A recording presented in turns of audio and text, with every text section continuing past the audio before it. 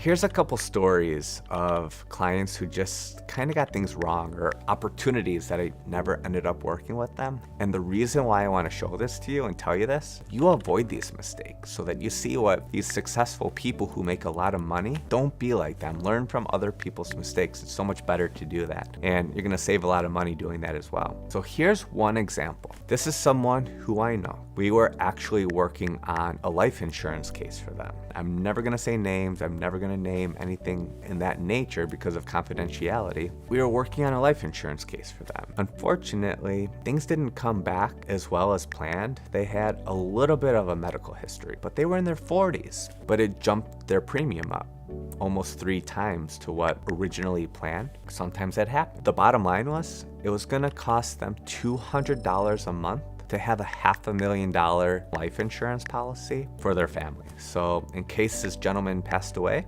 that would go to their family tax-free. But you know what's interesting? I went to their house. When I pull up into their driveway, they were really upset about a $2,000 a year, $2,400 a year premium, $200 a month. But their basketball net was a $5,000 basketball net. They spent $5,000 just to put up a basketball hoop that probably never got used. You look in the neighborhood, a lot of them had the same things. They were willing to spend $5,000 on that and not spend $200 a month to potentially protect their family if something were to happen to them. I don't understand it. They just didn't value that. You know, price is only an issue in the absence of value. But they reached out to me to do this for them. I am not in control of their health, and they just didn't want to do this. And I said to them, if your health gets any worse, they may not offer you anything. Unfortunately, didn't have the opportunity to work with these people. You know, everyone fails, every entrepreneur fails. This was one of those scenarios where they wanted to put the money into their backyard, and they spent $25,000 doing a patio out there. And the husband said to me, yeah, we barely go out there. You know, it was perception for their neighbors. Really unfortunate. They just could not put their money into the places that were going to help their family, but they put it into places that really appealed to the neighbors. Big, big mistake. Here's another one. This is a near and dear friend of mine. I've known him forever. Very successful company. We got together, we had lunch one day. He told me that he made $4 million from a company that he started in college. Service business, super incredible. Couldn't be more proud of him. $4 million is incredible. The thing was, this was fascinating. When you invest money, you almost want to make it like it's a bill to yourself. Like you pay your insurance bill, your investing should be a bill. Make it automatic. You know that every month I need to put X amount of dollars away for my future. All that could be planned out. For this gentleman, there was a similar scenario. It was time for him to make his contribution into his investment. So I called him up, thought no big deal. We've known each other forever. I said, hey, it's time to write a check. Let's put the money in. I don't have it. What do you mean you don't have it? You just told me you made $4 million.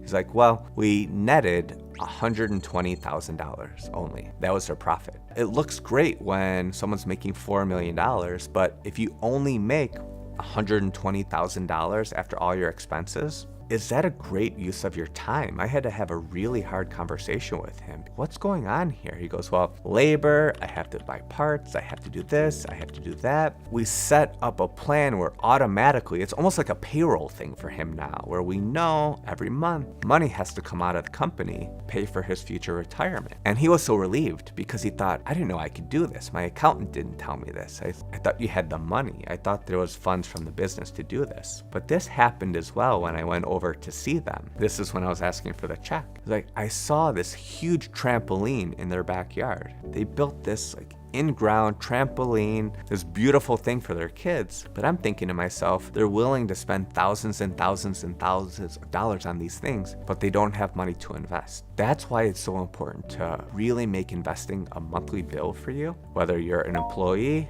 an entrepreneur, whichever the case, put the money away automatically every month, because his retirement probably not going to be the same because he's spending when he should be saving. This is one of my favorite ones. Really mind-boggling to me. Another person who I know, they were making tens of millions of dollars for their company and they had a profit. The thing is, you wanna, if you're an entrepreneur, squeezing all of the juice out of your company is one of the main things to do from a retirement income standpoint. You could set up 401ks, you could set up SEP IRAs or simple. There's so many different vehicles. cash balance plans, life insurance. There's so many different vehicles to help you with your future retirement savings. But they were so adverse from pulling money out of their company, but they didn't realize that they had an S corp. So everything flows through to the bottom line anyways. So they're going to be taxed on that money one way or another. It's not a C corp. We had to have these tough conversations when they just didn't understand that they could have the ability to put